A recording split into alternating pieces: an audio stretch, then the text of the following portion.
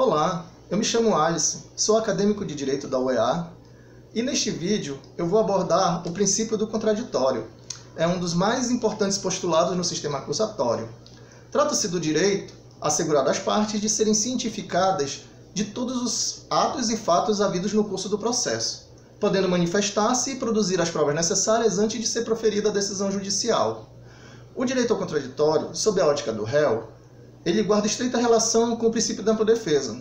E não é por outra razão que ambos são assegurados no mesmo dispositivo constitucional, qual seja o artigo 5º, inciso 55, que dispõe o seguinte: aos litigantes no processo judicial ou administrativo e aos acusados em geral são assegurados o contraditório e ampla defesa com os meios e recursos a ele inerentes.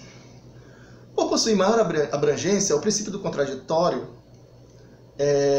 ele é mais abrangente que a ampla defesa. O contraditório ele alcança não apenas o polo defensivo, mas também o polo acusatório.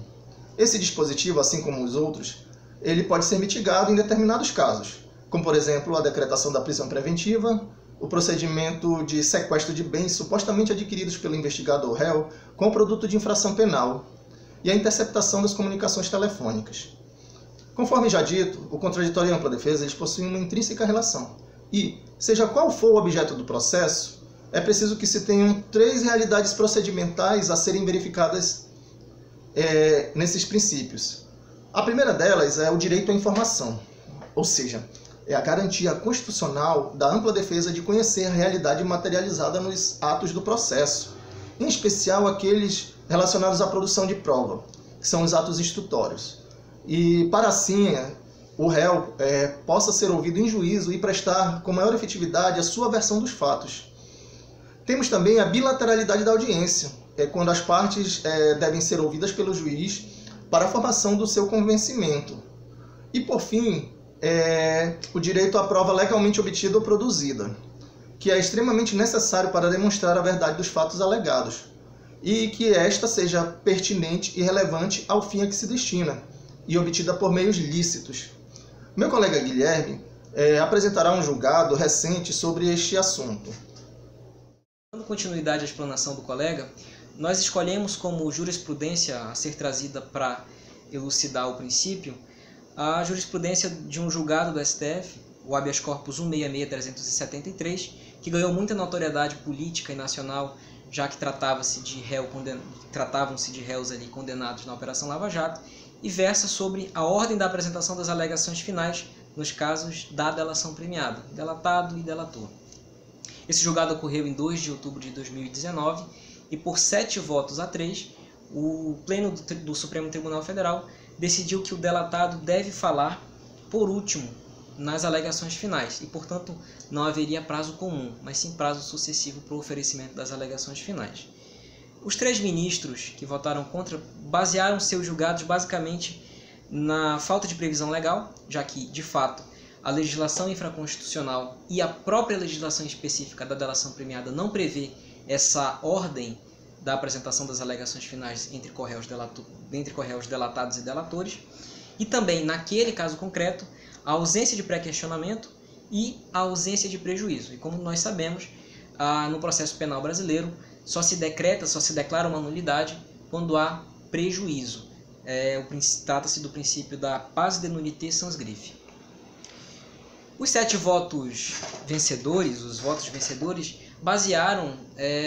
se basearam justamente no princípio do contraditório e da ampla defesa e do devido processo legal, que guardam entre si uma relação muito íntima, como muito bem relatou o colega que me antecedeu. Como nós observamos inicialmente, o princípio do contraditório ele tem 3 facetas básicas: informação, direito à informação, bilateralidade e direito à prova. Trazendo para esse julgado específico, nós observamos que, quando o delatado ele apresenta as suas alegações finais no mesmo prazo do delator, ele perde esse direito à informação e, portanto, fere o princípio do contraditório, já que ele não tem ciência daquilo que está sendo mencionado contra ele e, portanto, ele não pode exercer o seu direito à defesa. De igual maneira, o princípio fere a faceta da bilateralidade e, em terceiro lugar, fere essa faceta do direito à prova. Por quê? Como o delator ele em suas alegações finais pode fazer menção prejudicial ao delatado e com isso fundamental ou lastrear ou basear uma condenação, essa alegação do delator pode ser usada como prova. Contudo, nós sabemos também que no processo judicial brasileiro, a prova, para ser legal e admitida, ela precisa passar pelo crivo do contraditório judicial, o que não acontece no caso da apresentação das alegações finais do delator antes do delatado. Além disso, nós podemos mencionar o cerceamento de defesa, que fere o princípio do contraditório e ampla defesa, já mencionado pelo colega Alisson, que tem ali sua íntima relação. O princípio do devido processo legal de igual forma, que também está garantido na Constituição Federal.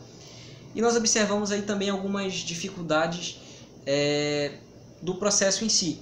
O delator e a acusação têm o mesmo objetivo, a condenação. E a nossa Constituição, numa leitura sistemática, ela basicamente afirma que contra cada ato de acusação deve ser sucedido de um ato de defesa.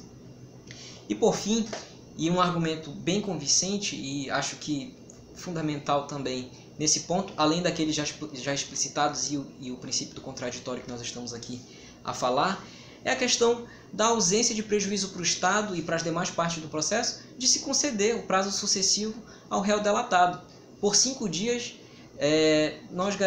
se garantem direitos constitucionais e se prestigia a Constituição na sua leitura sistemática que prevê a garantia dos direitos subjetivos do preso e do acusado.